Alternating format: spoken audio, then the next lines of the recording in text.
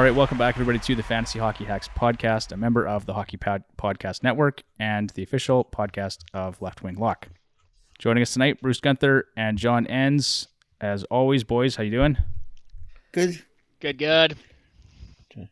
And joining us for consecutive weeks, our special guest, Mike McLaughlin from Left Wing Lock. Mike, how you doing? Yeah, it's good to be back again. I feel like I'm becoming friends with you guys. I know you better and better each week. Yeah, it's awesome. We're glad you could be here, and just make the show a little bit better. We really appreciate you jumping on for consecutive weeks and talking hockey with us. It's good. I think we're all starting to build some rapport here, enough to the point where John can rip people's hair when he feels like it. Love it. I actually like the hair. I do too. I thought, hey, it looks good. It looks. I actually said, Mike, you've got more volume than all three of us combined. Doesn't take much to have more than mine. Well, and of course, if Tyler were on this week, we could rip him about his hair too, but he's not. So, oh boy. So we got a good show lined up this week. We finally have some hockey to talk about. Last week was great, Mike. Thanks again for doing the framework for evaluating players. I think that was good. It was well received by the listeners. Our 40th episode, we're on episode 41 here tonight. We can do our NHL Week 13 waiver wire picks and our preview. And, of course, we're excited, Mike, to introduce your new segment, Fact or Fiction, which I'm really excited about. John, Bruce, I don't know if you guys have seen any of the notes yet, but I think it's going to be a really good segment. And without further ado, let's move on to John's list, because everybody looks forward to this every week on this show anyway. We like to hear what John has to say next. Nobody looks forward to this. Oh, we absolutely 1,000% do. Take it away, John. The player on John's list for this week is Pavel Datsuk. Main reason is that stupid little shootout move he has, where he just comes in, does his little move and flicks it past the goalie. Absolutely hate it. I don't know why. I just think it's like one of the ugliest things in hockey. But that was like the Michigan back then. Yeah, I don't care. Yeah. And then once again, of course, because he was on that 2000s Red Wings team, and I just didn't like anybody there. So. Yeah, that's fair. I wasn't a fan of that team either back then, just because they were so good for a while. Yep. But no. Still not bad for an 8th round pick, though. I don't care.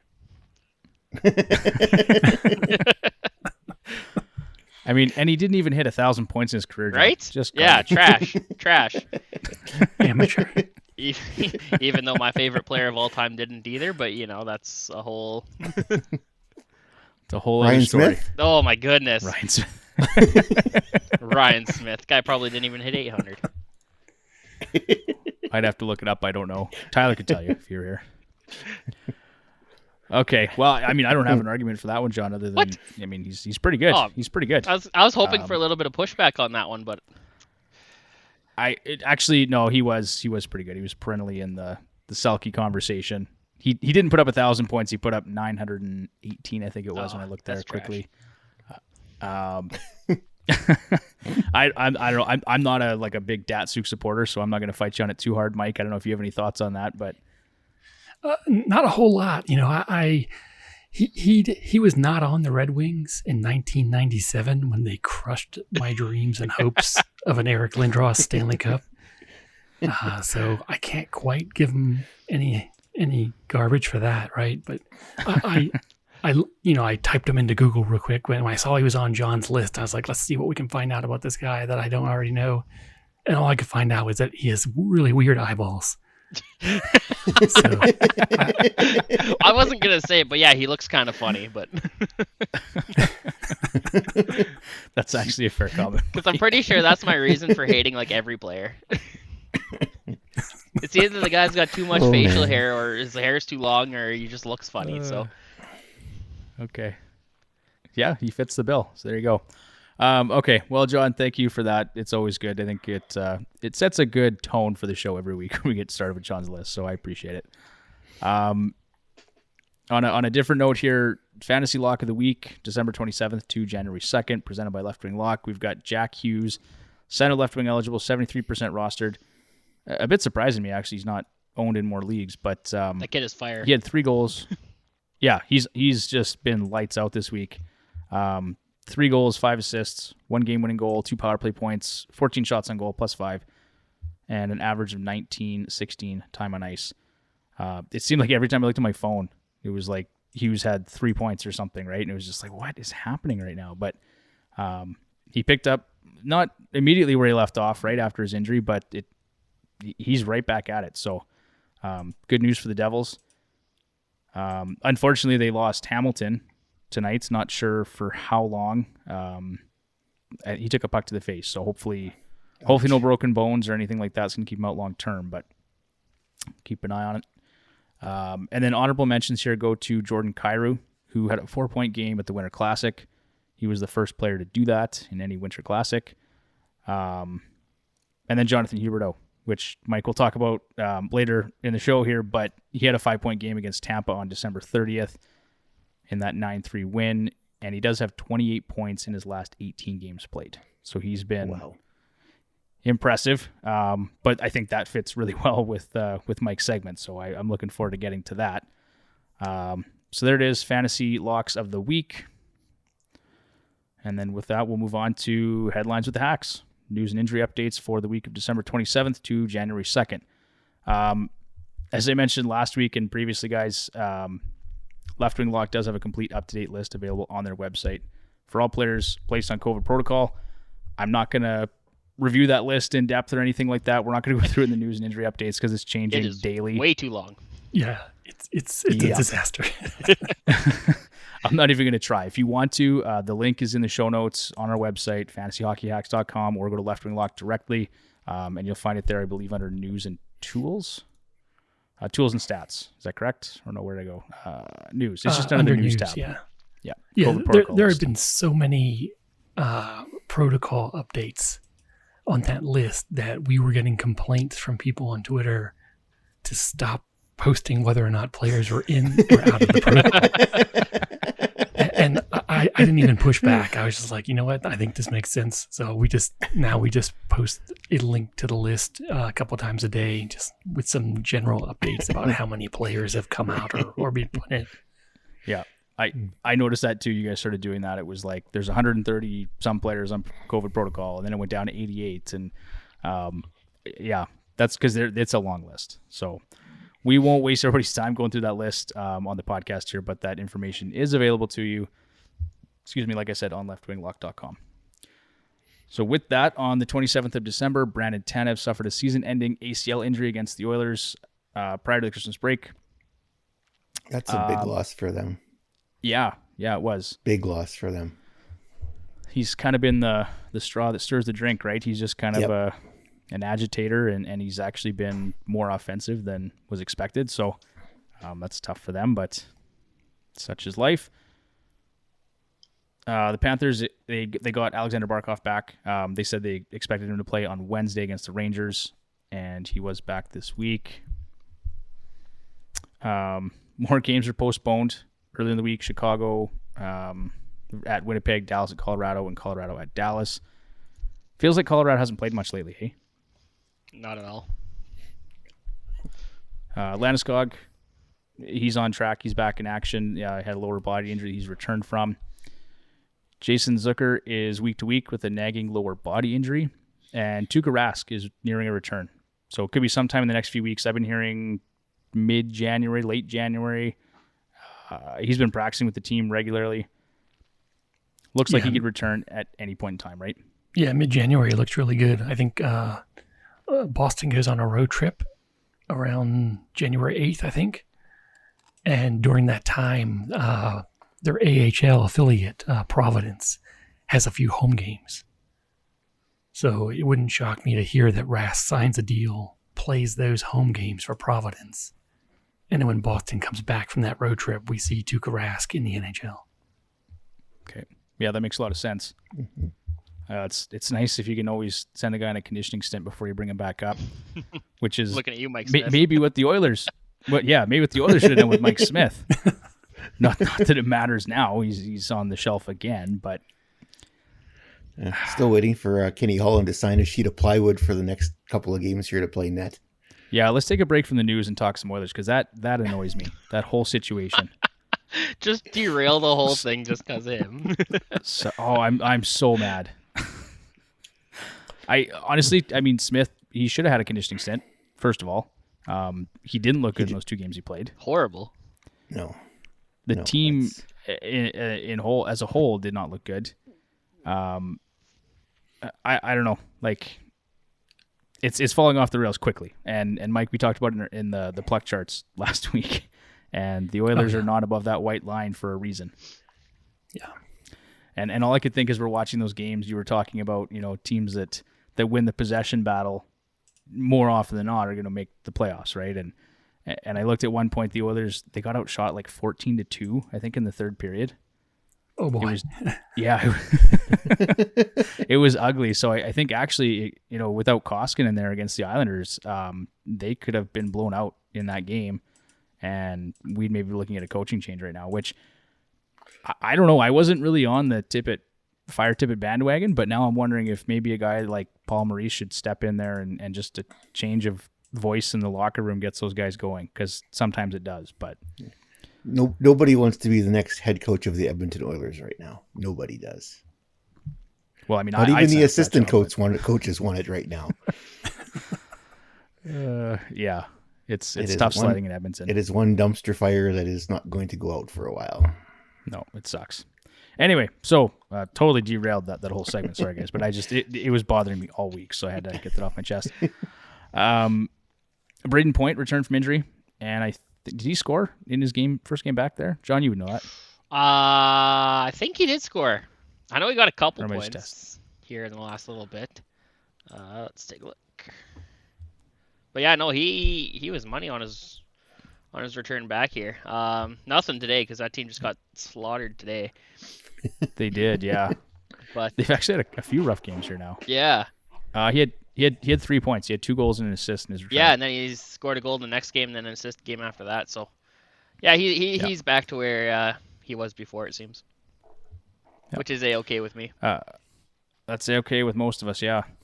Peyton Krebs is recalled from the AHL, so keep an eye on him as he joined the Sabres. The Golden Knights' 17th overall pick in 2019 has just 1 assist in 13 games played, but with an expanded role, he may be worth an add in those deep dynasty leagues. Jake Gensel returned. He was at practice earlier this week, but he's back now. Played today. Mark Stone is placed on IR by the Vegas Golden Knights on Tuesday, and not long after that, Max Pacioretty was sidelined. He had wrist surgery, but it doesn't seem to matter with that team right now. They're still playing well. I mean, those are 2 huge losses, but and they now have enough cap space to bring back Eichel. It seems awfully coincidental, hey, Bruce. Yeah.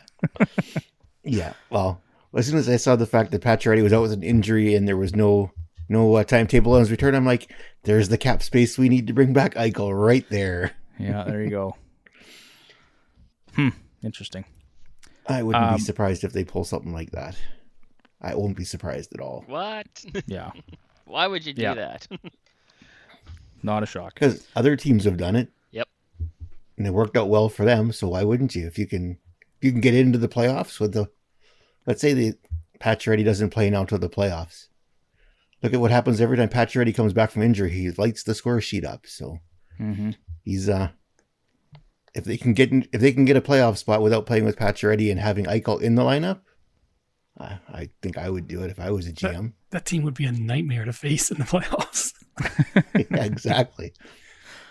I was looking up some numbers yesterday just based on the schedule and who's playing who next week, and I think Vegas had the most wins in the league in December. I think they were 10-1-0 or something in December, and I think they had one of the best goal differentials as well. So Vegas has looked really good of late. And what I found interesting actually is Leonard hasn't been playing much. Like they've got Brossoit.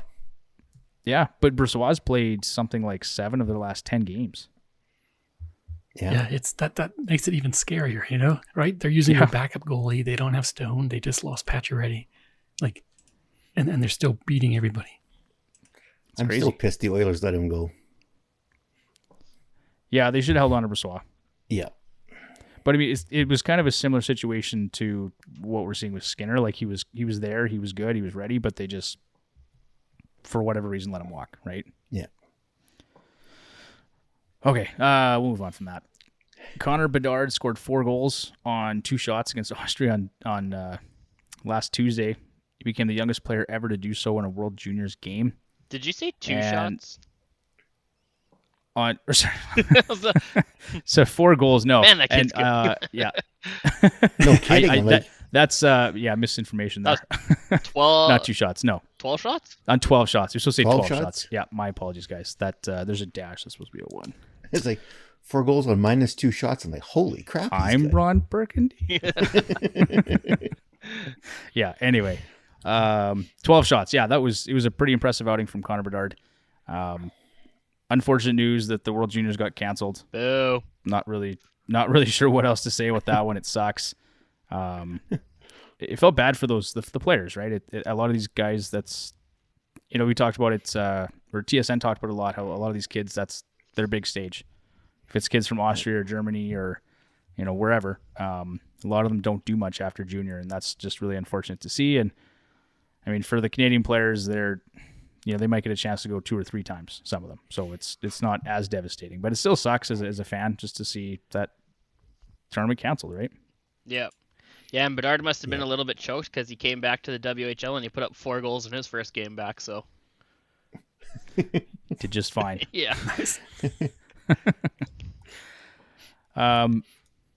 Okay, moving on from that. Boon Jenner was back on the ice for practice earlier in the week. He did return to game action for the Blue Jackets. Malkin was at practice again this last week, but Mike, Left Wing Lockett, reported he may still be 7 to 10 days away from game action. Yeah, that's right. And that's, and like you said, that's from the 29th of December. Yeah. He's still seeing time in practice. He's been on second line center and seeing, like, kind of rotating in and out of both power play units in practice. So he's right on the brink, Yeah. That Pittsburgh team. So speaking of teams that have been winning and doing well, I mean, how good has Pittsburgh been? Like, no Malkin, they had no Rust. Gensel was out for a while. Crosby was hurt initially at the start of the season. But they had the best winning percentage.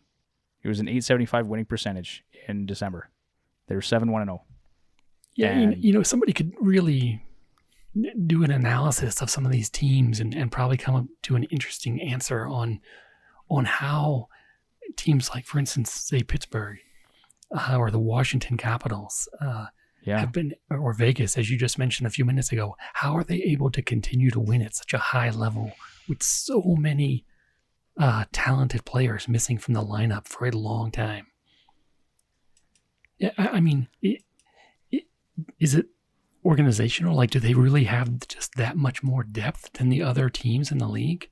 Or do these teams have really, really good coaches and systems so that if player A on line 1 is missing, you just put a new guy in there and he knows what to do?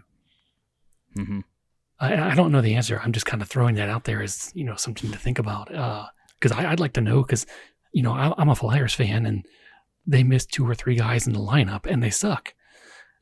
And I want to know why. Like, what is the big difference there? Do the Flyers just really have horrible depth?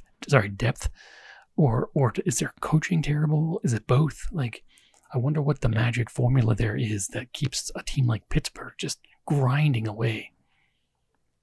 I'd love to know the answer to that question, because, like, you sound like an Oilers fan, Mike, because we have the same problem. It's like we miss a couple guys and it just seems to fall apart, right? I mean, we have no depth in our roster, and Pittsburgh forever, like for the last decade, it just seems like doesn't matter. They call up the next guy. Like Jake Gensel was a guy who, I think it was maybe 5 years ago, he got called up just before the playoffs or maybe even during the playoffs, and he came up and he played with Crosby and he started, he just didn't skip a beat, right? He just was a performer for them. And they, like, every single year seem to find a handful of guys like that. So yeah. Is it good scouting? Is it good systems? Is it good coaching? Like, what's going on there that is the difference? And whatever it is, those are the team. Well, it's Pittsburgh and Washington. How many years are they deep in the playoffs? It's probably two of the best teams of the past decade, right? Yeah, they've got it figured out. So, yeah, it's interesting anyway. And then, of course, Bryan Rust comes back from injury and posts a hat trick and 5 points. Just in case they weren't good enough already. Yeah. Bruce, I'd like to thank whoever dropped Bryan Rust in our Yahoo League, because I now have Rust on my roster and he's been fantastic. So I don't know who it was because it wasn't me. Yeah, if you figure it out, make sure you send him a thank you for me. This is funny. Mike Smith was activated from IR on Wednesday and then promptly put back on IR on Saturday. I don't know. He's just a note here. Obviously came back, played 2 games, left. And Keith and Hyman are back. It's good to see. Matt Duchene returned to the Preds lineup on Wednesday. This past Wednesday against the Capitals. David Perron, Jordan Kyrou, and Robert Thomas all returned to the lineup against the Edmonton Oilers and made them look silly. And then they promptly demolished the Minnesota Wilds during the Winter Classic. Yeah, they did. They're good. That team right now, like, they can put up the points, and Binnington, he's an effective goaltender. So, yep. Look out for the Blues this year. Elliot Friedman reported that the new guidelines by the CDC and the NHL and NHLPA have agreed to shortening isolation to 5 days with no symptoms or symptoms resolving, while still following and respecting local health authority guidelines. So that's good news, Mike. Maybe fewer protocol issues for you to deal with, but yeah, that's right. And in fact, the number of guys in the protocol has dropped tremendously because of that change. Yeah, that's great. I think we were at 145 a week ago, and I believe it's in the 80s now. Okay, so that's good. Good to see. Yep. Hopefully, we can start moving towards putting that behind us at some point. According to Bill Guerin, this is December 30th. Both Jared Spurgeon and Joel Eriksson-Ek were expected to be out a couple weeks. We had talked about Eriksson-Ek last week, Mike. So maybe it's not quite as severe as we thought. Could be a couple weeks, could be a few, but not months anyway. Yeah, that's good news for Minnesota. He's one of their key players. Yeah, absolutely. Anthony Duclair scored his 100th career NHL goal. He finished the game against Tampa with 2 goals and 1 assist. He's been good for them this year. I think he's nearing a point per game, although his shooting percentage is high. We'll talk about Duclair a bit more in the waiver wire ads, but good season for him so far. Puljujärvi and Darnell Nurse were both cleared and were in the lineup this past Friday. Patrick Laine returned and Adam Boquist returned to the Blue Jackets lineup. Laine scored in his return. Looked good. Jaden Schwartz was listed as day-to-day with an upper body injury for the Seattle Kraken. Philip Deneau was removed from COVID protocol. Sean Couturier was placed on IR Thursday night, currently week-to-week with an upper body injury. That's a big loss for your team there, Mike. Yeah, it was a weird one, too, because he hadn't played any games. Like he got put on IR. The IR assignment was after the holiday break, and the Flyers, I think, hadn't played since the 18th. They were one of those teams that got one of their games canceled right in that last week right before Christmas. And so I knew Couturier had been he had a few nagging things he was dealing with. Right. So I guess it was a bit more serious than everybody hoped. Yeah, they probably just thought, let's shut him down here before Christmas and put him on IR and have him come back later. I mentioned that game earlier. Florida beat Tampa 9-3. That was an odd one for me. I didn't really... I think if you'd asked how that game was going to go, a 9-3 beatdown wasn't really what I had expected. Antti Raanta recorded his first shutout as a member of the Carolina Hurricanes. We won't talk about the next game, Bruce. Yeah, that's not. Probably a good idea. The Vancouver Canucks win streak ended at 7 games, but then they won the next one, I believe. So they're 0-8-1 under Boudreau. 8-0-1? Man, I wish. 8. I don't know what I said.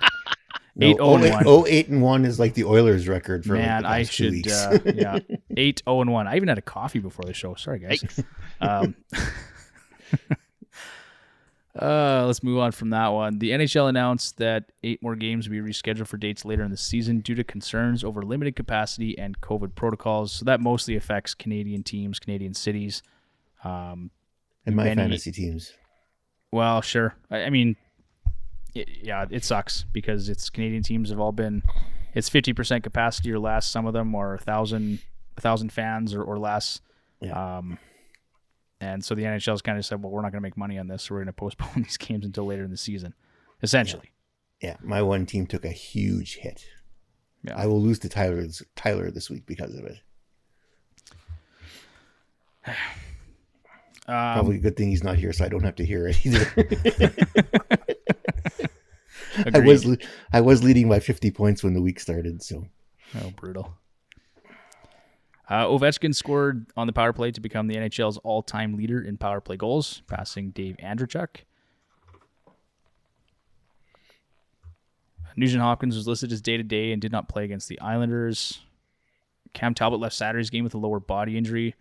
So one guy we should talk about is Kaapo Kähkönen. I've actually got him listed in the waiver wire ads as well. Just I don't know what the status is on Talbot's injury currently, but if it is, more than short term, Kähkönen could be a real nice add to your roster. Definitely. Sam Bennett had a hearing for his hit to the head on Cedric Paquette on Saturday night. He was suspended 3 games for the hit. What did you guys think? Was that fair? Was it too heavy? Not enough? I didn't even see the hit. Yeah, I'm in the same boat. I haven't seen that replay yet.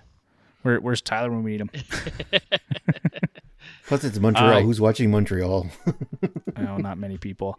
I did see the hit. I don't know. I actually, funny enough, I watched it when he's going to get 2 or 3 games. That was my guess. And so what he got, I don't know, like it or not, he hit him in the head. He did. Yep. Yeah. So whatever, is what it is. It was funny because I literally just put him back in my lineup. Like he was sick for a game or 2. I was thinking, okay, great, I got Bennett back. He came back. I think he scored 2 goals, and then the next game he's out. He's suspended for 3 games. So whatever.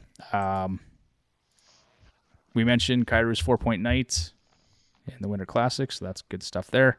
Trevor Ziegris was named the NHL Rookie of the Month for December with 2 goals, 9 assists in 11 games played.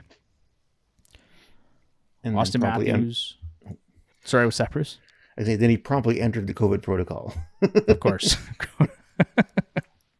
Because that's the way it goes every time. Yes. Austin Matthews, Max Pacioretty, and Thatcher Demko are the NHL's 3 stars for the month of December. Bryan Rust, as we mentioned, and Evan Rodrigues both had hat-tricks in that 8-5 win today over the Sharks.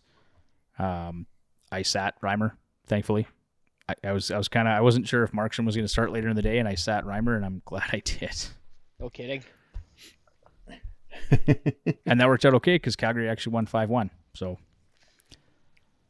Mika Zibanejad had a hat trick today as well, and Igor Shesterkin had a shutout as the Rangers beat Tampa 4-0.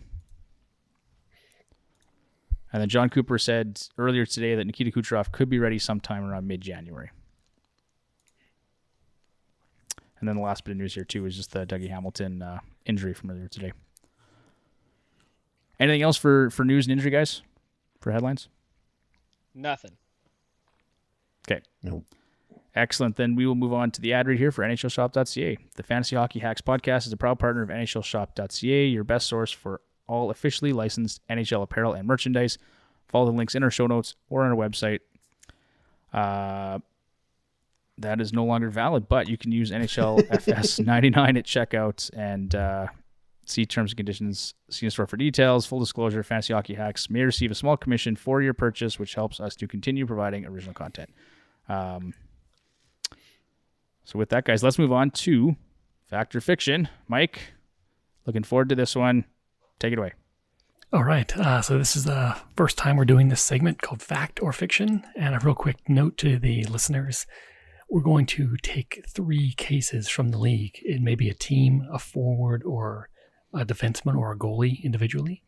And we're going to kind of look at their current state, their current production, and we're going to make a statement as to whether or not we think that can continue. Okay. And so First up on fact or fiction is the Detroit Red Wings as a team.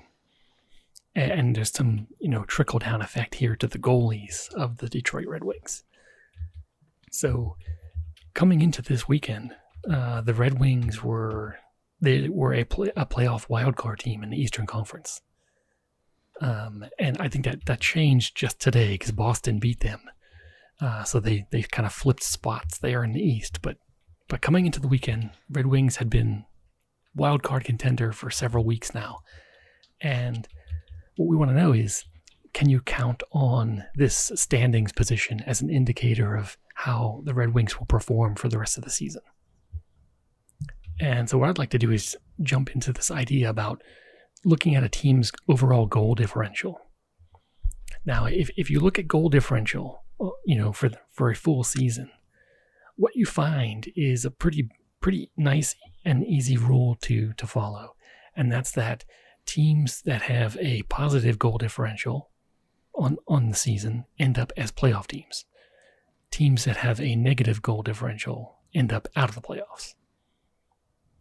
Now, that's not a law by any means, and we've had some teams violate that rule over the years. I think going back to 2015 to 2016, and then going through the 2018-2019 season, there were only 6 teams that violated that rule for goal differential. So pretty consistent then, Mike. Yeah, so you're looking at a success rate for that rule of about 94%. Now, right now, the Red Wings have a goal differential of -22. And that's really low. I don't know where that ranks in the league off the top of my head, but if 0 goal differential or higher gets you in the playoffs, -22 is nowhere near where you need to be. And that's just through 33 games. And right now we know that the Red Wings, they've won about 50% of their games this season. So something doesn't quite add up here, right? You have a team that's winning about 50% of their games, but their goal differential is severely negative. So let's jump in and see what we know about the Red Wings to try to decipher this. First up, are the Red Wings a strong puck possession team? And the answer to that question is no. If you look at the data for that, the Red Wings rank 28th in the league in puck possession. And again, this means that they are consistently outshot by their opponents in every game they play. So then you want to look at whether or not the Red Wings have been kind of lucky, either by scoring at even strength or their goaltending at even strength. And a quick look at the data says that they have not been lucky. Their PDO value is 1,002, which is right at the league average, which is what you would expect from a team that's not having their results impacted by luck. And then so finally, we take a look at the special teams for the Red Wings. And they are bad and getting worse. The Red Wings have a power play that is now ranked 29th in the league. I believe it was ranked 25th just like 2 or 3 weeks ago. And their penalty kill is down there as well. It's ranked 25th in the league. So that's interesting, Mike. Just given the talent that they have available to them on the power play, they've got some capable players. Oh, they really do, yeah. I'm surprised to see them that if you just look at the list of names and you're just like, okay, we've got Bertuzzi, we've got Larkin, we've got Raymond. Sider. Sider, rookie Sider. You expect that to be a great power play. And just, it's not for right now. And so that's the setup here for the Red Wings. And again, what we're trying to do here is we're looking at the process versus the results. And the verdict here for the Red Wings is that the process and the results do not match at all. We expect the Red Wings to fall in the standings, and I think that fall is going to be quite dramatic for the rest of the season. And so from a fantasy hockey perspective, if you're someone who owns the Red Wings goalies, whether it's Thomas Greiss or Nedeljkovic, things are looking kind of grim. Interesting. Does that apply, in your opinion, Mike, to any of the forwards or defensemen? Are you sort of advising people maybe try to sell high on a guy like Larkin or on a guy like Raymond? I don't know if I would take the team level statement quite that far just yet. I would prefer to look at their individual metrics for the team. For the skaters. Yep. But for the goalies, since the goalies have two categories in most fantasy leagues that are kind of team dependent, and that's wins and goals against average. Mm-hmm. And so if you're predicting that a team is going to drop in the standings, that's gonna trickle down specifically to the goalies. And so that would be my concern here from a fantasy perspective is what's going to happen to these Detroit goalies when their numbers aren't propped up by wins anymore. Could get ugly. Okay, that's interesting. Yeah, I was just noticing their goal differential as well as I was going through the schedule and stuff last night. It's ugly. It's not league worst, right? I mean, actually, that whole division, the Atlantic, is quite bad. Detroit, Buffalo, Ottawa, and Montreal's at -50 right now. So, oh wow, 50. Yeah, it's ugly in Montreal, but no, I love that. That's great. So I guess fantasy managers beware, especially if you have goaltenders on that team, and from probably a futures perspective, if you're doing any sort of betting or DFS, keep an eye on the goaltending situation there in Detroit. Yeah, for sure. Okay, all right, perfect. so next up in this fact or fiction, we have a scenario for a Florida Panthers forward. We're looking at Jonathan Huberto. And so clearly he's 100% owned in fantasy hockey leagues. Devin pointed out earlier that he had a great game earlier this week. And for the season, he's been remarkable. He has 41 points in 32 games. And just to put that in perspective, and I had to put this in a calculator 3 times. One, because I was just waking up from a nap, but 2, because it just didn't make sense. Huberto is on pace for 105 points. Wow. Nice. This would be the highest number of his career. And, this isn't a guy who's 23 or 24 and you're kind of expecting him to kind of grow each season.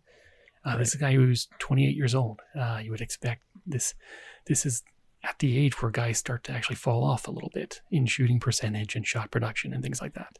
Right. Roughly speaking, there are always guys like Alex Ovechkin who are going to make you look stupid if you try to make those statements too broadly. So the question here is, you've got Huberto in your lineup. He's on pace for 105 points. Should you be secure in that fact that he's going to be able to produce at that rate for the rest of the season?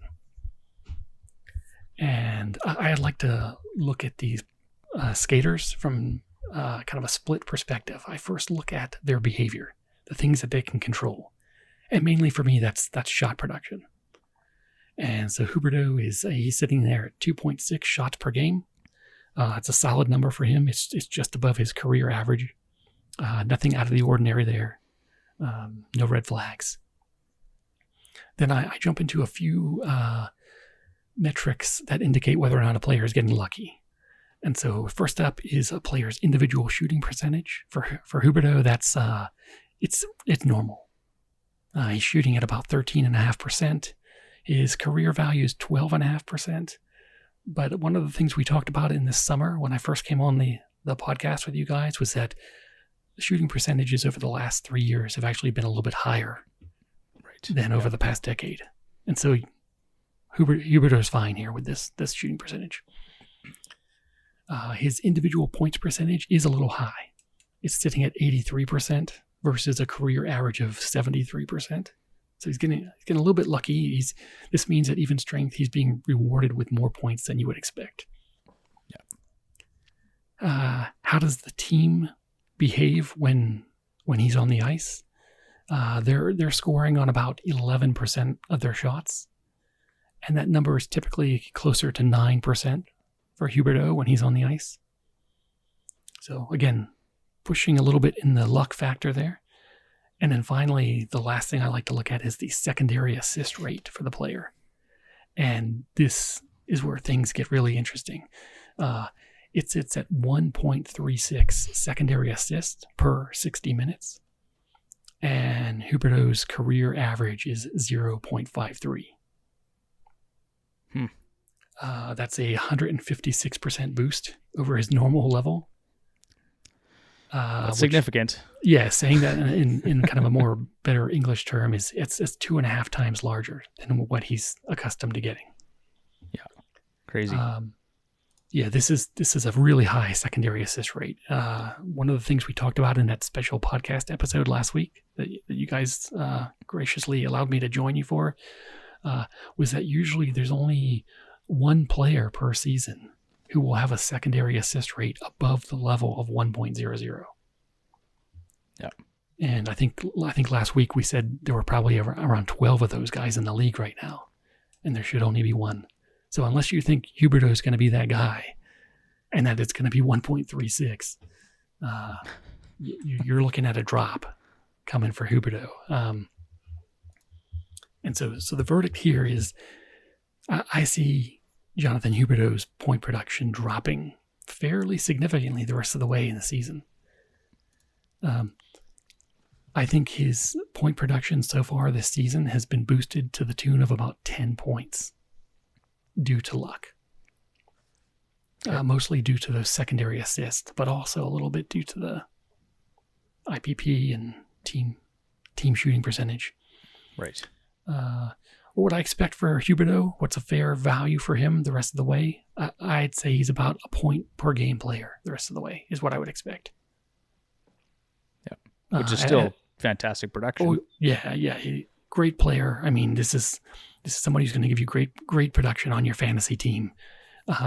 Just be aware that what he's done so far I think he's about 1.3 points per game so far. That's going to drop. It's probably down to about 1.0. Okay. We'll keep an eye on that. We should make a record of that. I'd be curious to see how he finishes the season based on the pace he's at right now. Yeah, absolutely. We should definitely revisit that. I'd be really curious to see what his secondary assist rate looks like in the last 50 games. Yeah. So we'll keep tabs on that. So again, is this something, are you advising fantasy managers, should they sell high or should they just hold on and just know that he's going to regress a bit moving forward? Yeah, in this case, just the knowledge itself is useful. Yeah. If you can use that to your advantage to make a trade, that would be great. It's hard to get value back on guys like this, right? Because you need to find a player who's going to get at least a point per game the rest of the way. Yeah. And that's there are some guys out there like that, but okay. No, I was just curious what your thought perspective was on that. So yeah, I think generally anytime you can trade away a player who's getting fairly lucky and get back a player who's at least as good as that player when you strip away the luck, I think it's a good deal for you. I think you should try it. Okay. But you just need to make sure that whoever that guy is that you're looking to exchange for Huberto, you've got to check his luck factors and make sure that his point production is based in reality. Yeah. Okay, that's awesome. Thanks, Mike. All right, and then our last case here for the fact or fiction for this episode is going to be a guy that a lot of people had an interest in as the season began, and that's the Arizona defenseman Jakob Chychrun. And so, yeah, this guy's very interesting. First of all, he ranked in the top 10 in points for defensemen last season. And I think he had 41 points in 56 games. And so he was, people were jumping on that guy in drafts. I think his ownership level, I just checked tonight, it was at 51%, which is amazing. Like that's really low for a guy with the production you would expect out of him. Yeah. But then you look at his actual production and you realize he's not even a top 100 defenseman in points. He has 7 points in 28 games this season. I should point out, I don't want to forget to say this, that Chychrun is actually injured right now. And he won't be back for another week or two for the Coyotes. And just to make that clear. So the question here is fact or fiction. Should we expect this level of production from Chychrun the rest of the way? 7 points in 28 games. And so we'll do what we did with Jonathan Huberto. We'll look at his shots first. And for me, this is really, really key for Chychrun. he takes 3.2 shots per game, which is an outrageous level for a defenseman. It's wonderful. In fact, if these are the kinds of guys you dream about drafting in fantasy hockey leagues. Mm-hmm. So that's a very key point here, is that Chychrun's behavior, the stuff that he can control, he's doing well at. He plays 20 minutes a night just at even strength alone, but he also gets 2.5 minutes on the power play. Now, his power play production and time has been eaten into a little bit this year because the Coyotes traded for Shane Gostisbehere, who they immediately gave the top power play job to, which made a lot of Chychrun owners angry, right? Well, it seemed like an odd move, like given how Chychrun had played last year. Yeah. Like I understand bringing him in for insurance, but just to automatically give him that job seemed odd. Yeah, I mean, it was just from day one, they just said, Gostisbehere, you're the guy. I mean, now Gostisbehere had some decent seasons on the power play in Philadelphia. Sure. It had been a few years since he was good at the power play, but he was good. But still, I agree with you. The fact that he got the job right away was shocking. Now we started to cut you off, Mike. We should mention, though, Gostisbehere has 20 points in 30 games played this season. So he's done well in that role. That's right. He has. That's right. And for a good bit of this season, those two guys have been on the power play unit together on the top unit. Yeah. So let's take a look at some luck factors. Let's see what's happening to Chychrun. So first thing that pops up for me is individual shooting percentage is only 2.4%. That's very low, even for a defenseman. Mm-hmm. And for Chychrun in particular, his career average is 6.7%. So this is a big drop off. He's only scoring on about a third of the shots we would expect him to. The next two factors would be his IPP and his team even strength shooting percentage. Now here, these are kind of conflicting factors for him. His IPP is high, it's 60%, whereas for Chychrun in previous years, it usually comes in around 40%.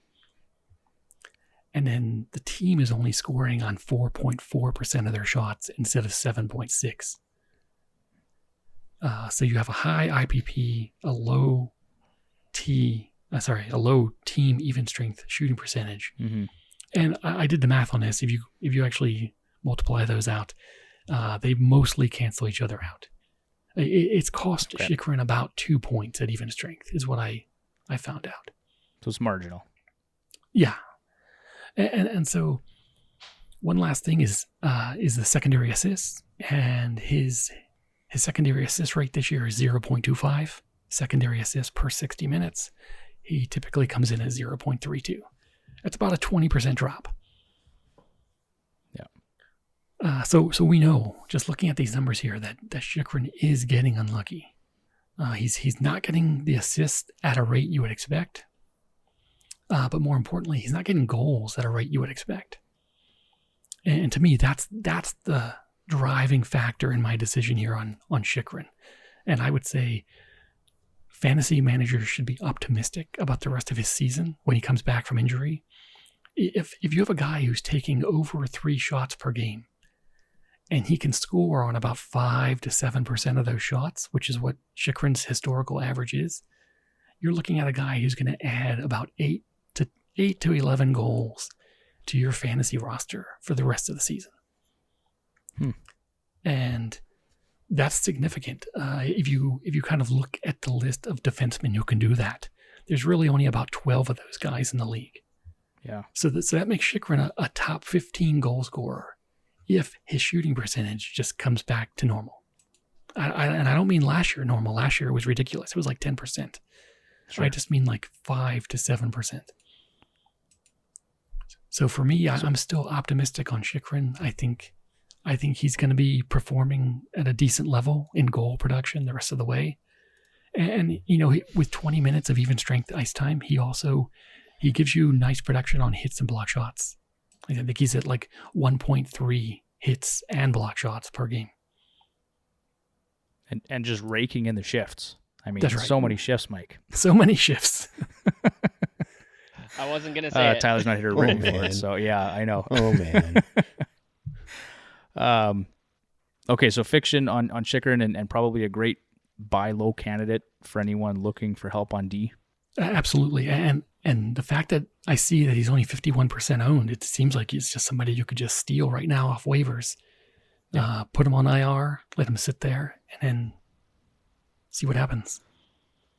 Okay, well, so maybe we should have talked about him in our waiver wire ads. I didn't realize he was only 51% owned. Yeah, I didn't. When I saw that tonight, I was like, this has got to be wrong. But I'm not sure how I missed that, but that's interesting. That's great. Okay, so Mike, thanks for that. That segment's awesome. I love it. I guess for our listeners, if they have some, like we said last week, if they have some specific scenarios we'd like to play out, they can submit those to us. yeah, absolutely.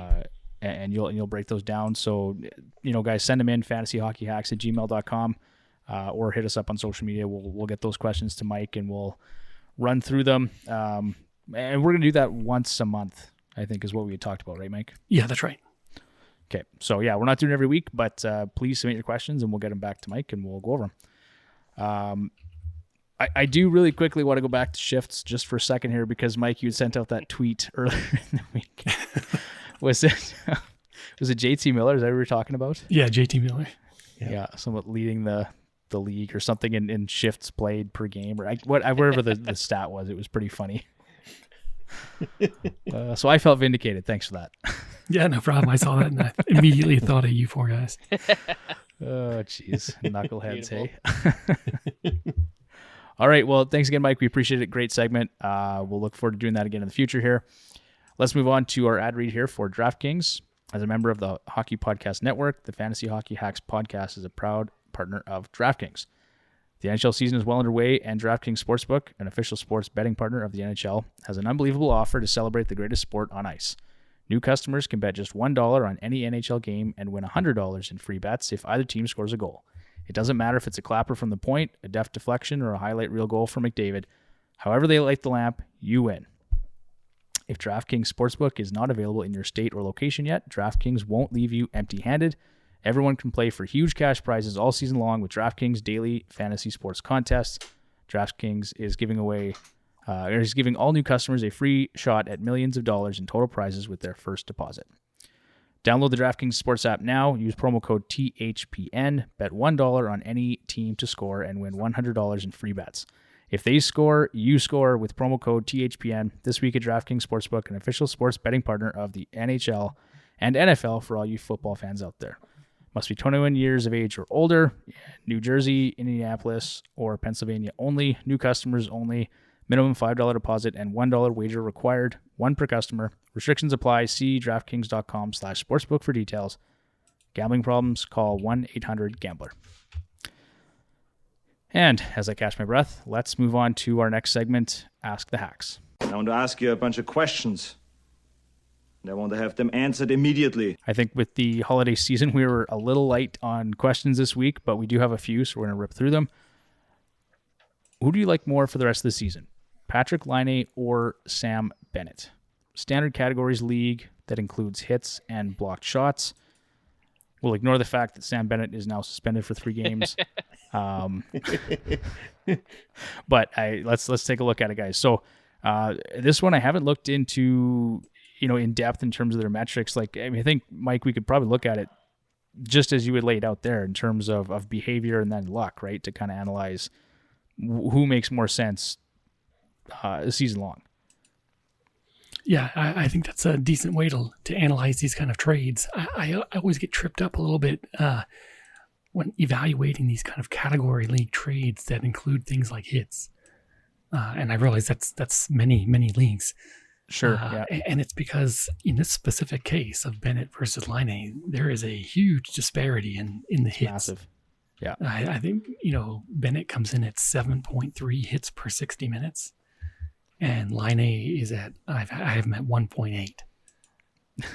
So it's a big difference. Yeah, really lopsided value there. And so you just, it really becomes an individual issue. Like, do you have a team that is consistently winning the hits battle each week? And can you take that drop of going from Bennett to Laine? Yeah. That's really the core issue there, and I don't really know the answer to that. That would be very individual. It would link to that back to that individual person's team and league. I kind of like what Laine's done. It's he hasn't played that many games, but I think he's at a point per game pace right now. Yep.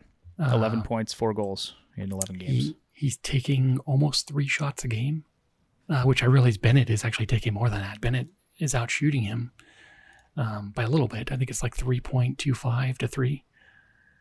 It's close. This one's tough. It really is. It's a tough call here. One interesting data point that I saw when I just looked at these two players, though, was that Laine's shooting percentage, specifically on the power play, is 0. Oh. That's interesting. Yeah, that's really weird, right? Yeah. I can hear Bruce. I don't see him, but I hear him reacting.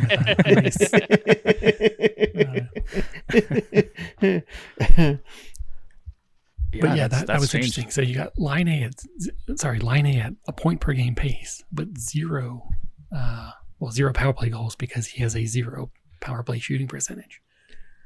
So that leaves a little bit more room for his ceiling, I think, for production.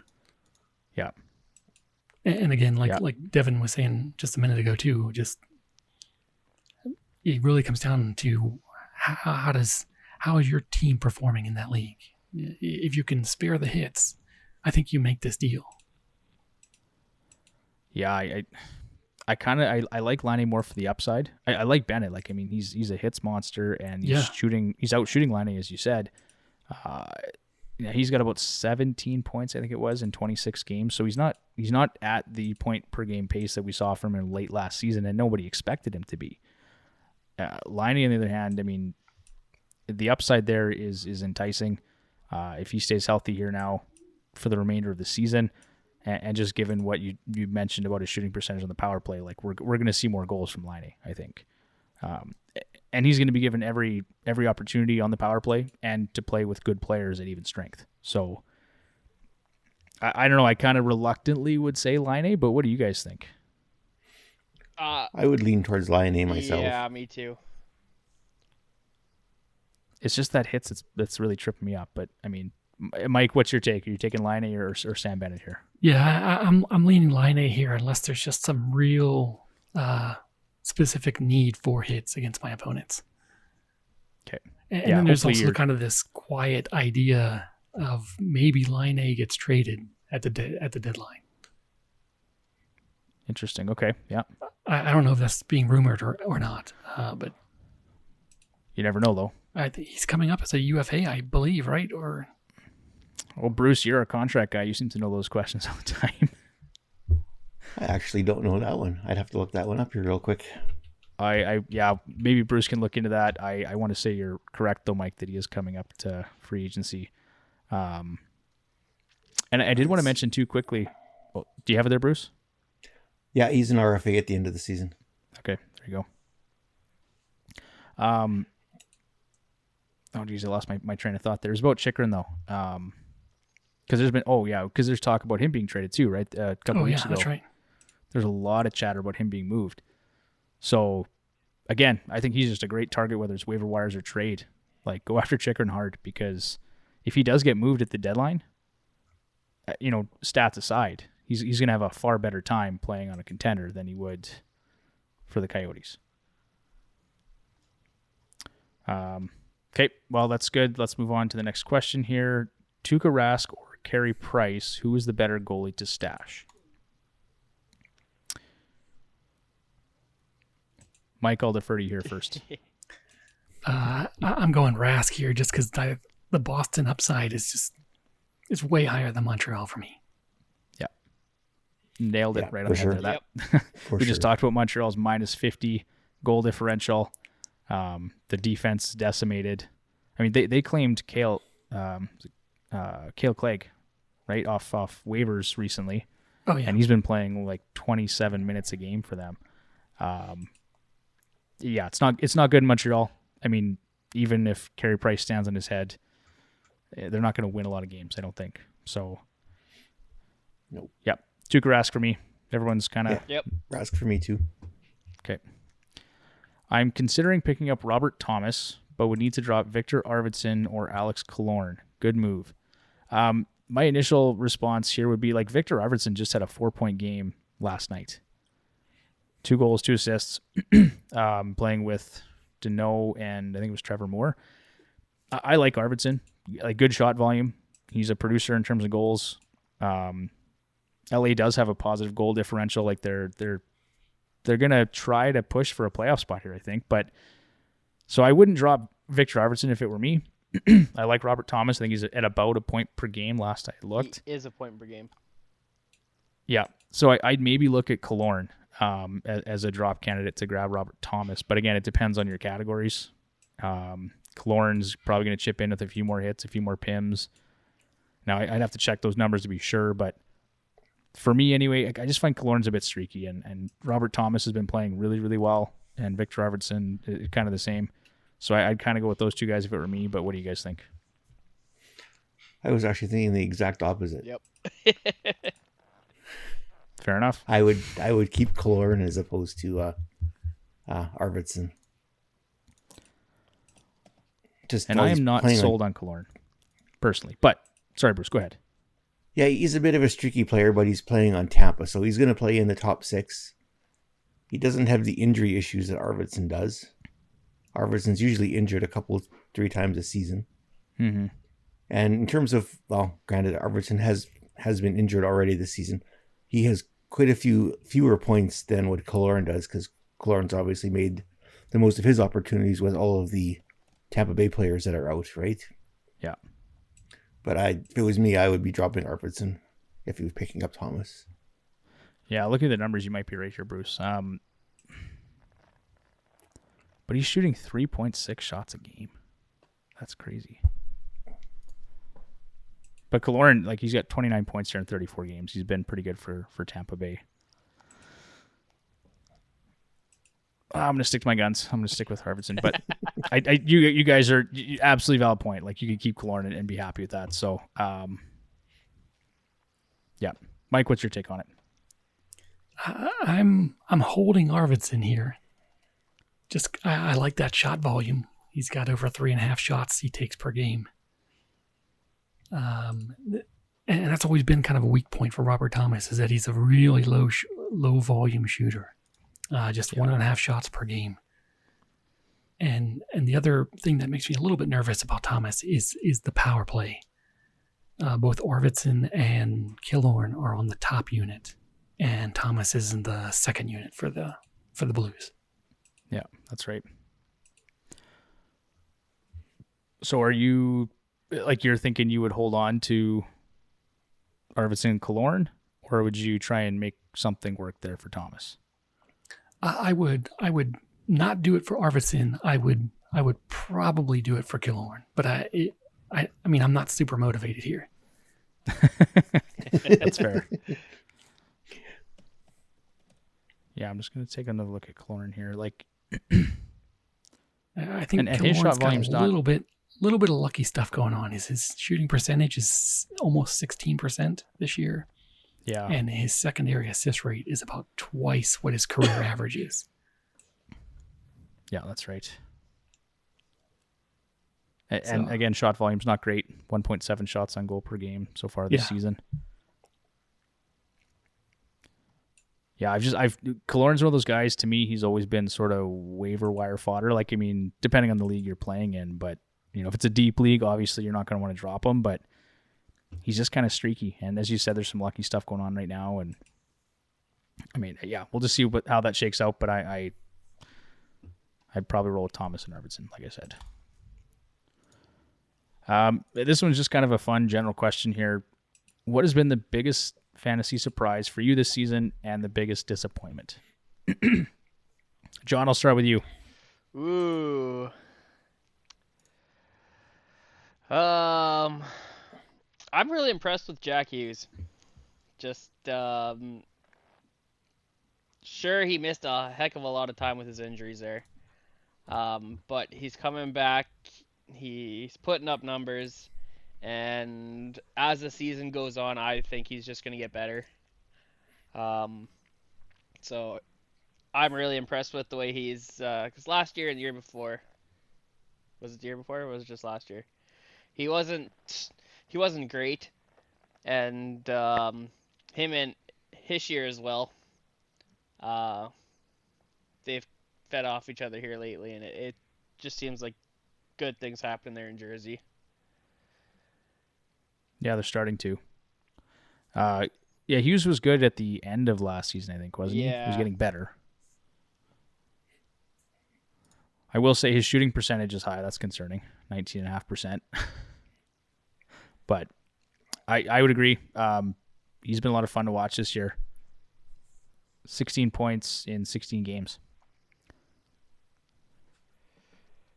Okay, and then biggest disappointment for you, John? Biggest disappointment, Spencer Knight. Oh, that's a good one. Nice. That is a good one. I was banking high on him, and yeah, no. Didn't work crushed out. my dreams. Yeah, you weren't alone there. Bobrovsky had put together multiple bad seasons in a row. And Knight, took the job from him in the playoffs last year. And so I don't think you were crazy to do what you did. I know we recommended Knight to people in our draft kit, and it didn't work out, unfortunately. Yeah, he's definitely been a letdown this year. It's too bad. Okay, no, that's a good one, John. I actually totally forgot about Spencer Knight. Makes two of us. Bruce, I'll go to you next. What's your biggest surprise and your biggest disappointment so far this season? Well, I know yours, so I won't take yours away from you. I'll let you explain yours. So I did a little bit of research. I was not saying that one. And so mine happens to be he's currently 5th in league scoring this right now for the NHL. That's Nazem Kadri. Ooh. Nice. So he's 5th in league scoring, and even though Colorado is mostly healthy, he's still putting up points. Yeah. He's got 5 assists, I think, in his last 3 games. Yeah, he's been very good for Colorado this year. Very good. It's funny. I was ripping Kadri earlier in the summer, just saying I wasn't going to touch that guy this year because I'm so tired of him being so inconsistent. Yes, and you were. Of course, I was that guy, right? But now he's come in and he's on another level for Colorado. It's great to see. Well, if you also check too, I'm just going to double check. I believe this is a contract year for him as well, so that could be some motivation as well. Yes, it is.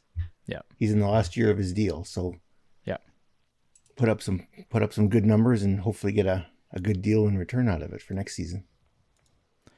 Okay, and then your biggest disappointment?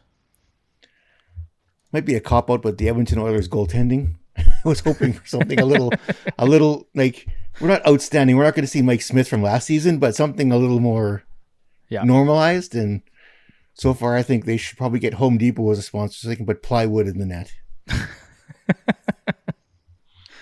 Man, they just can't keep it out of their net. No, they can't. They can't. Okay, that's good stuff there, Mike. For yourself. Okay, so I am Bruce.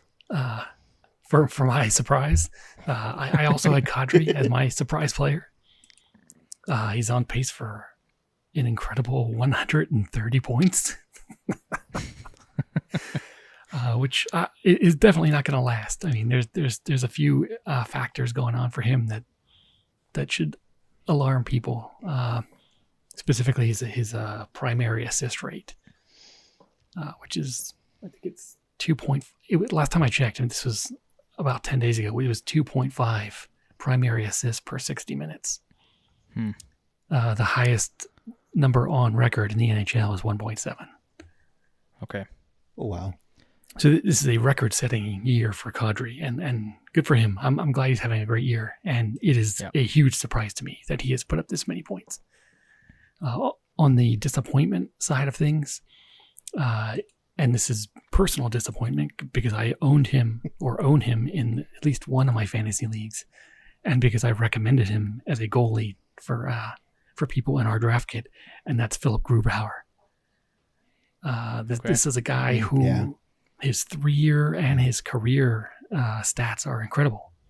If you look at his numbers, his save percentage is always up around .919, .920. He has excellent even strength data for several years, and that's across multiple teams. That's for the Capitals and the Avalanche.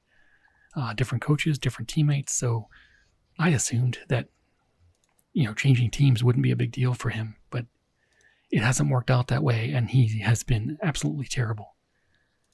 I believe his save percentage is .882, which hurts my teeth a little bit to say out loud. Okay, that's fair.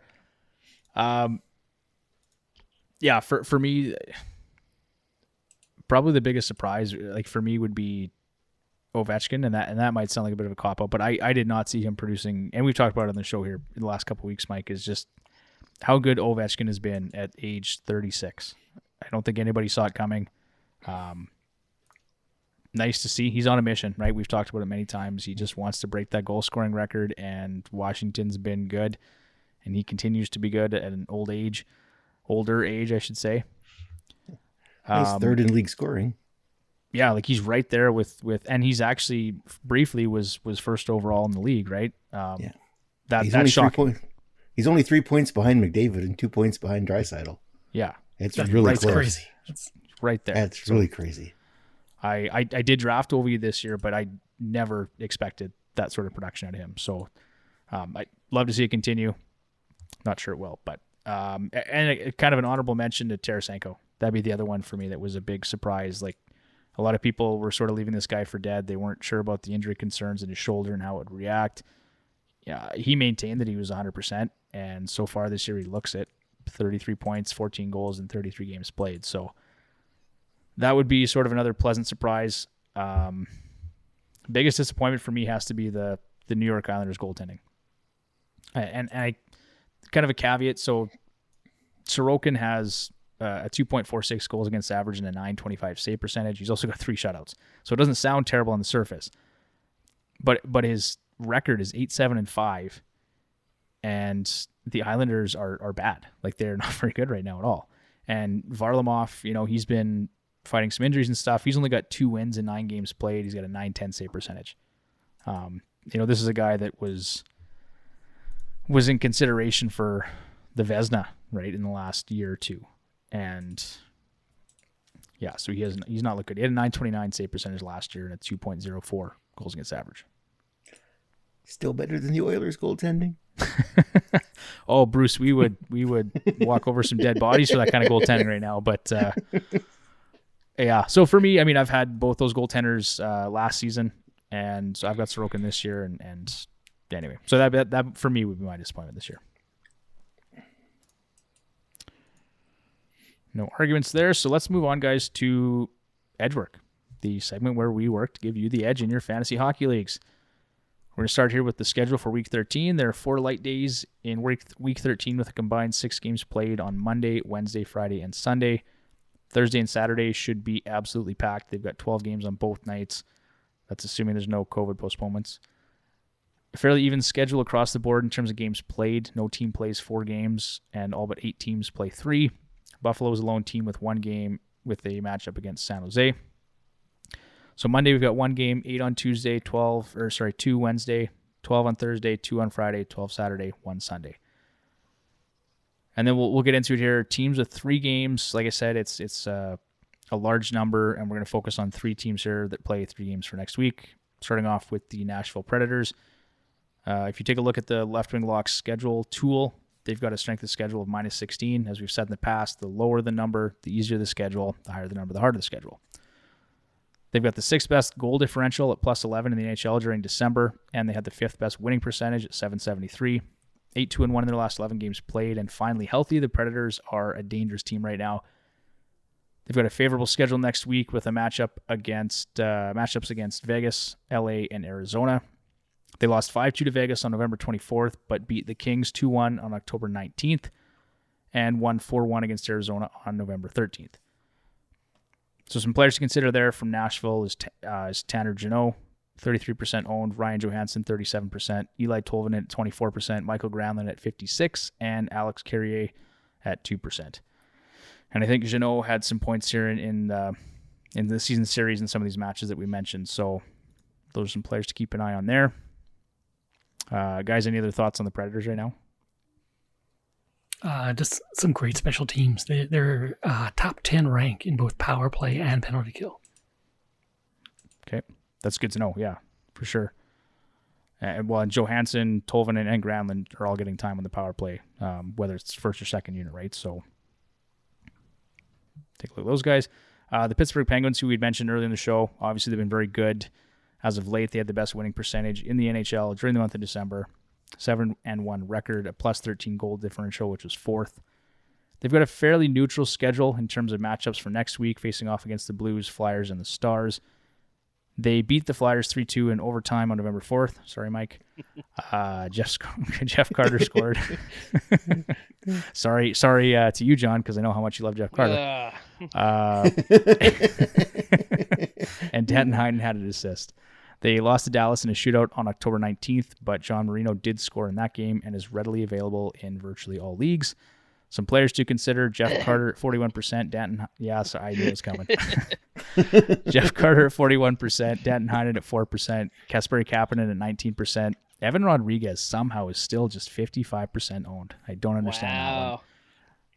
Yeah, so there's a little bit of tidbit of knowledge I'll drop on you today. Brian Rust, 64% owned, and then John Marino at 3%. I like the Penguins right now. Take a look for next week. Pick that guy up. Yeah. The Vegas Golden Knights here, their strength of schedule is +4.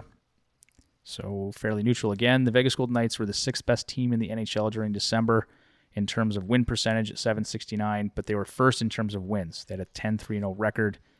As we talked about earlier, they lost Pacioretty, they lost Stone, but based on their schedule, they play Nashville, New York, and Chicago, and they've led the league in goals during December with 57, 40 of which were even strength. And actually, when I looked at it during the month of December, it wasn't even close. Like, Vegas was at least 10 or 12 goals ahead of the next team behind them. Wow. That's wild. Like it was wild. I couldn't believe it. And 40 goals at even strength. Like, again, it was quite a bit. It was substantially more than the team in second. So, regardless of matchup right now, take a look at the Golden Knights. For DFS, take a long look at Marchessault, Carlson, and Smith. I meant to add in the dollar figures for those guys for DraftKings, but that'd be a nice stack. They're going to get a lot of power play time, given that Stone and Pacioretty are out of the lineup right now. And they had a 57 Corsi for percentage and 7 goals scored over the last 10 games played.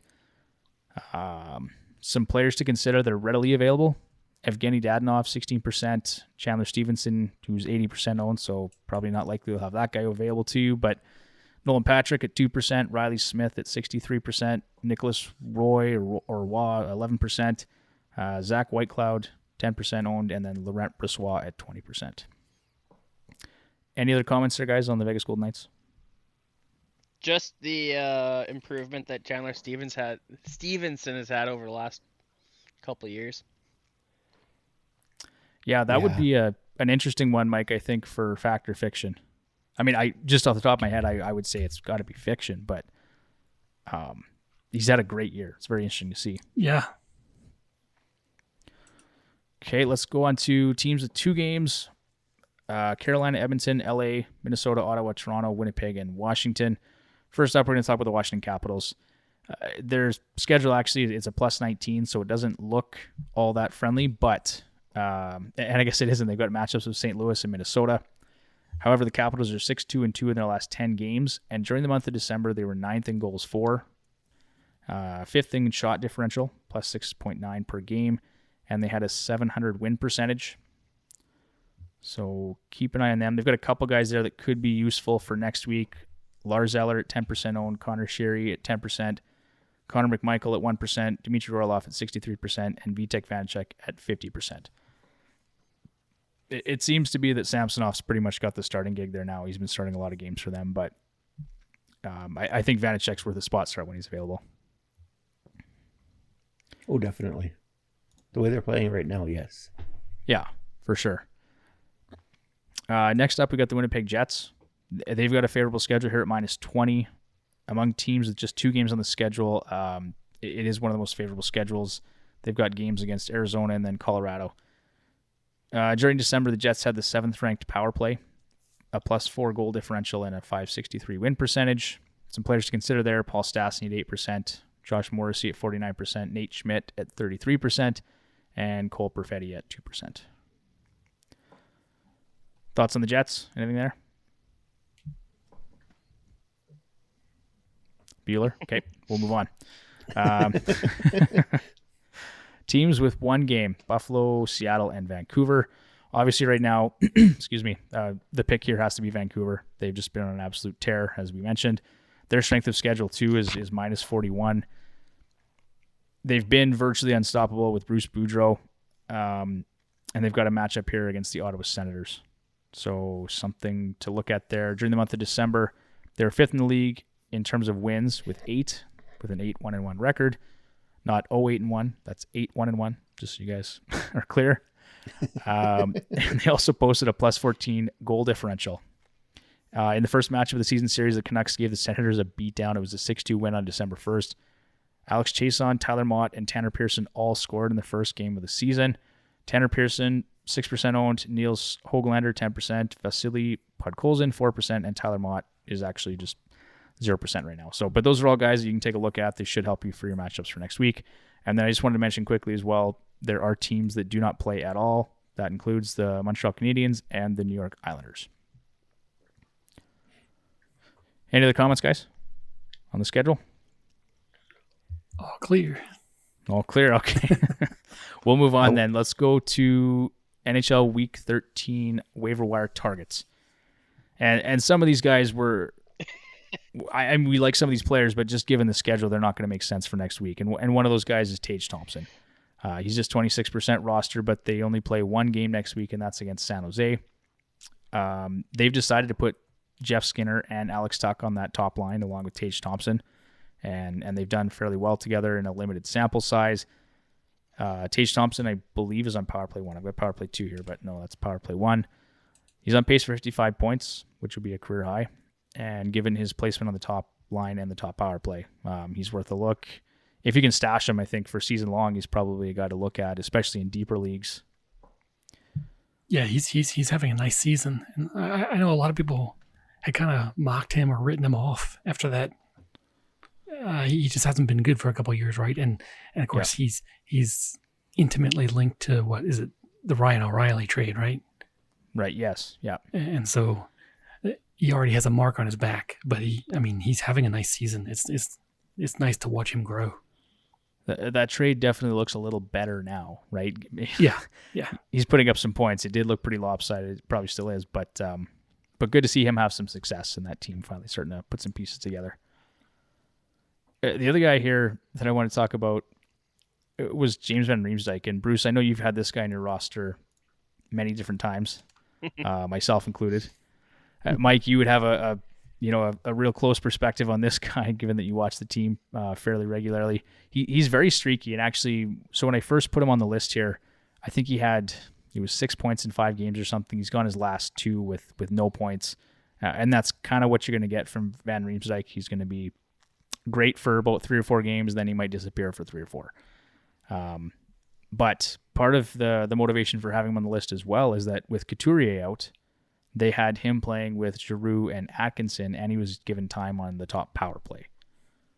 So, this is a guy that's proven in the past he can score goals, and now he's been given some prime placement, right? So, someone that I'd take a look at, he had 7 points, 5 goals in his last 10 games played. That was prior to the last 2. So, and then I guess we looked at some of the underlying numbers, and Mike, correct me if I'm wrong here, but I don't think there was any concerns about his metrics. Like, it actually looked like we should see some regression positively.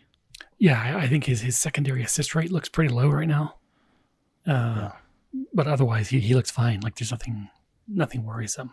I think just from a kind of a broad picture, I have some concerns because with Couturier out, if Van Riemsdyk is not on that top line with Giroux, then he's playing with Kevin Hayes. Right. And Kevin Hayes, this season has been terrible for him. I saw that graphic that you'd shared. Yeah. Yeah, I put that up the player early deployment this morning, and Yeah. he is the worst puck possession player on the Philadelphia Flyers this year. Now, I'll preface that by saying that he's had 2 surgeries in the last, I think, 9 months for the same issue. And dealing with some personal tragedies, obviously, too. Sure. Right? Gonna mess with the guy a bit. So, yeah, hopefully he can get to where we expect to see Kevin Hayes. But, for Van Riemsdyk. Yeah, Hayes just has one of those injuries that I think you just don't see these guys recover until the following season. Yeah. Like they come back from surgery, they have a downtown year, and then they're more or less back to normal. Yeah, so for Van Riemsdyk, then it's maybe more of a short-term ad, something just knowing as soon as Couturier is back, like his value's going to immediately drop. Yeah, and just be very careful just watching where JVR is placed in the lineup each night. Yeah. Okay. Next guy up here, we've got Anthony Duclair. He's still just 52% rostered, despite being nearly a point per game player, as we mentioned. 22 points, 12 goals in 24 games. That's good enough for a 75-point pace. His 24% shooting percentage is a concern, obviously. His 3-year average is 13.3%. But he has been playing alongside Jonathan Huberto and Sam Bennett and getting time on power play 1. He's got 10 points, 4 goals in his last 10 games played. So, and they do have 3 games for next week as well. So, I mean, he's a good player playing with at least one elite line mate on an elite offensive team, and there's some volume there for next week. So, guys, any concerns on Duclair, at least on the short-term ad? No. Okay. John, you might not like this one, but Corey Perry. I did not like that one. I could not believe you put that in there. I'm not even going to comment on the guy. I'm not Not even about his eyeballs or anything. Or his hair. Or his hair. Nothing. Nope, just don't like him. He's got left wing, right wing eligibility. And I'm not a Corey Perry fan. Just full disclosure there, but he's been good lately. Like, he has 10 points, 5 goals in his last 10 games played. He's shooting more this season. He's at 2.2 shots on goal per game. He's on pace for 90 penalty minutes. He hits about once per game. He's a nice streaming option anyway. I'm not saying the guy's gonna, lead you to a fantasy championship, but I think Corey Perry as a streamer offers some value. They've got 3 games for next week, and it's not. They've got some tough matchups, like Calgary and Boston aren't going to be cakewalks, but Corey Perry kind of likes those games too, where he can mix it up with guys like, whoever from Calgary or somebody in Boston, right? Yeah, so I don't know. I kind of liked him as a short-term streamer option for next week. The other guy was Ross Colton. He's 11% owned, 8 points, 2 goals, 12 PIMs, 18 shots on goal, and 29 hits in his last 10 games played. And he was playing with Point and Killorn. I think when Chernak came back, he got bumped, but someone to look at there as well, just producing on an elite team. Phil Kessel. How do you guys feel about Phil? Phil the Thrill. Hate there, John? Not huge, but I don't know. The Hot Dog King, he's been doing all right. John, you got a new trademark. Let's get some t-shirts I was made. going to say, he needs t-shirts for hot dogs. We'll get the Bison King t-shirts. We'll get the Hot Dog King t-shirts. Kessel is 12% rostered. He's got 3 games for next week: Winnipeg, Chicago, and Nashville. That line with Krauss and Larson has been producing for them. It's actually, they were, at the time of writing, they were tied for the most goals, 4 amongst lines in the NHL. 79.2 Corsi 4 percentage and a 66.7 goals 4 percentage. Kessel himself has been hot of late with 11 points, 2 goals over his last 10. Shot volume of the last 3 seasons has been consistent at just over 2 shots a game. His individual shooting percentage is down at 7.6%. And then, of course, Lawson Krauss is another guy you can take a look at, just 7% owned. I think he had a multi-point game here recently, too. So, I never want to recommend too many Arizona players, but Phil Kessel, I think, based on what he's doing. And the other thing, too, about Phil Kessel, there's a good chance he gets moved to the deadline. Like they kind of want to move out a bunch of players in Arizona. So if they can move him to a contender, he's a guy that can put up some offense for you. Might have some more value. Kyler Yamamoto. I wasn't sure I'd ever see this guy in the waiver wire, seeing as he forgot how to shoot the puck. But here we are. 5% rostered. They've got 2 games for next week at the Rangers and Toronto, so some tough matchups there. But he's playing with Draisaitl and Nugent Hopkins. He hasn't really produced much. Like since a couple years ago when he put up 26 points in 27 games, he's been pretty quiet. However, he's got 5 points, 2 goals over his past 3 games, playing in the top 6 with those 2 guys I mentioned. And he does contribute with hits as well. He's on pace for 90-plus hits on the season. So more of a deep league play, I think. But Bruce, I think you've got him in one league, don't you? Yamamoto? Yeah. No, I don't. No? Okay. Wrong. No. I'm mistaken. I mean, yes, the team is bad, but it's not that bad. I don't have to dig that deep to find players yet. Yikes. Okay, fair enough. So there it is. That's the sort of a deep league ad. If he continues producing some offense anyway. And then the last forward I've got here is Tanner Pearson. Same thing, 5% roster. They've only got 1 game on the schedule for next week. But he was actually, was this last night? I think he had a Gordie Howe hat trick last night. He was playing on the line with Elias Pettersson and Connor Garland. And he's been getting time on power play too. And I found it interesting. I looked at that line. They played well. They had 1 goal, a 60 Corsi for percentage, a 74 expected goals for. They generated 5 scoring chances, one of which was a high danger scoring chance, and they had 0 scoring chances against. He's shooting more this year, 9.5 shots on goal per 60 compared to last season, which was 7.6. His shooting percentage is 6.8%, and it's down compared to his 3-year average of 10.2. And then his IPP is low as well at 48.4%. So some things to like, I think, about Tanner Pearson. Mike, correct me if you see any red flags there, but I think you're right. He's got a little bit of a nice upside there with that low shooting percentage and the good shot volume. I think that's always a good combination when you're looking for somebody to pick up in the short term. Yeah. I just like those line mates. And if he's not playing with Pettersson and Garland, he's actually been given time with JT Miller as well. And JT Miller's been very good this year. Yeah. Leads the NHL in shifts per game. Not saying it. See, if I rip myself about shifts, guys, you can't do it. So that's kind of how Taking the this fun out of it. But it's still going to happen. Okay, let's move on to defenseman here.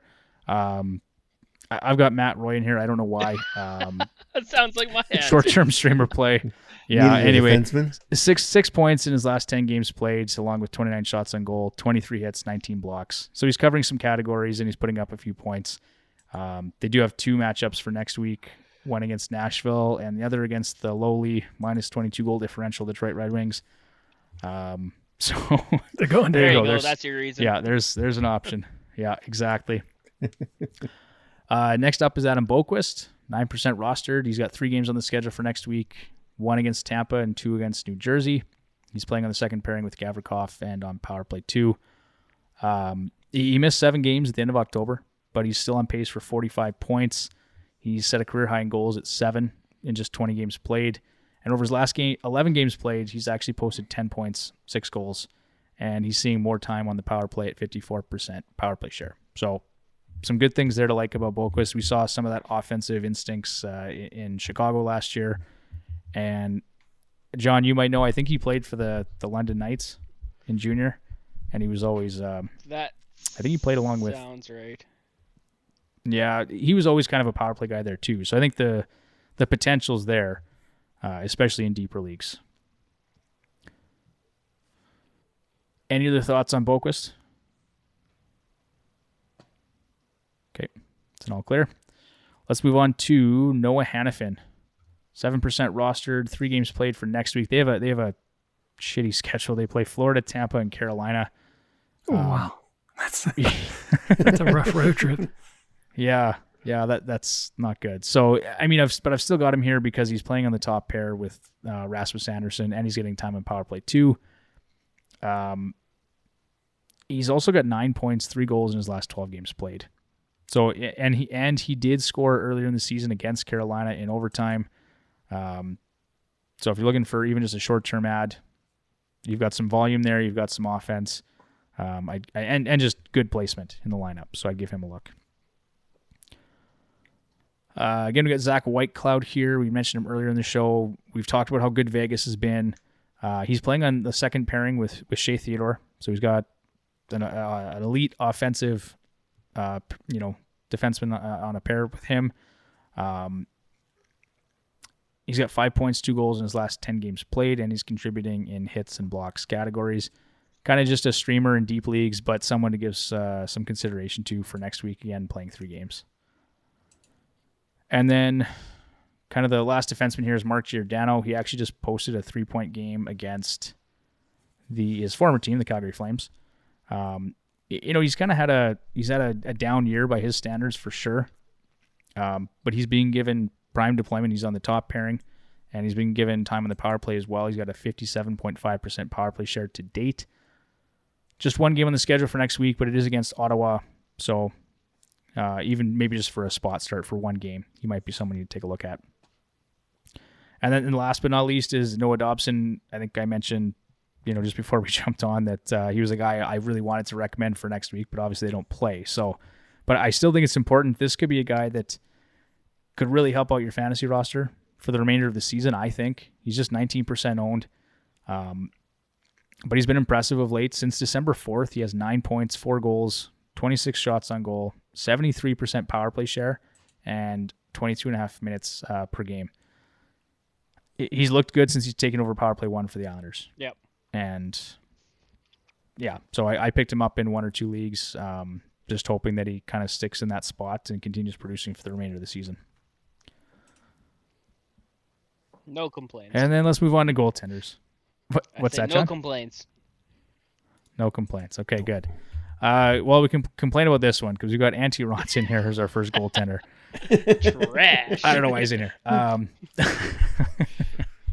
So they've got 2 games next week. They're back-to-backs, and that's kind of why he's in here. Is maybe he gets a start against Calgary or Florida. He's 25% rostered. We're all aware of his injury troubles, his injury history, but when he is healthy, he's been pretty good. He's got a 5-2-1 record at 2.08 goals against, 919 save percentage, and 1 shutout, which was just here recently. The Oilers should trade for him. The Oilers should trade for anybody. No. For anybody. Yeah, but I think if you're in a league that covers, it includes goals against average or save percentage or whatever the case, he could help in the peripheral categories. Playing for an elite team like Carolina, he could get you some wins too if that's included in your league. So, I mean, despite the whoops he had against Columbus here, that Bruce was very disappointed about, and I grabbed him in 2 leagues too. But he can perform, and so he's someone I'd take a look at even just for a spot start. Let's talk about Laurent Brossoit, 20% roster. They've got 3 games on the schedule for next week. He was solid in Winnipeg last season. He had a 242 goals against average and 918 save percentage. He cashed in over the summer, signed a 2-year contract, and his peripherals haven't been great this year, but he does have a 7-3-0 record, or is it 7-3-1 now? They lost in overtime, I think, right, to the Jets. Yeah. But he's been playing the bulk of the starts for Vegas, and I try and take advantage of that while I can. Even if his peripherals aren't great, if you can suffer through some bad save percentages or goals against, maybe the win category is more important for you. Like some leagues, Bruce, right, and John, our ESPN league, it's points head to head, and so 5 points for a win. You want a guy like Brossoit on your lineup or in your lineup, right? Definitely. Okay. And then the last one here is Kaapo Kähkönen. So like we said earlier, if Cam Talbot is out for any length of time, Kaapo Kähkönen is going to make a lot of sense for your roster. And I think that's it, guys. So any other thoughts on waiver wire picks? Someone that I may have missed that we should be talking about for next week? Not Nope. that I can think of. I don't think so. Okay. No, me either. All right, well, we're running a bit long as it is, so we will wrap it up. We'll call that a show. Mike, thanks again for joining us for a couple weeks in a row and for doing your new segment. I think the listeners are really going to enjoy it. Yeah, thanks again for having me on, guys. Absolutely. Bruce, John, it was fun as always. We will get back at it again next week. Again, guys, I should mention, Ask the Hacks. If you want to submit questions, please do. fantasyhockeyhacks@gmail.com. Mike and Left Wing Lock, they've offered to do a draw each week, and the winner is going to receive a free subscription to the Left Wing Lock app.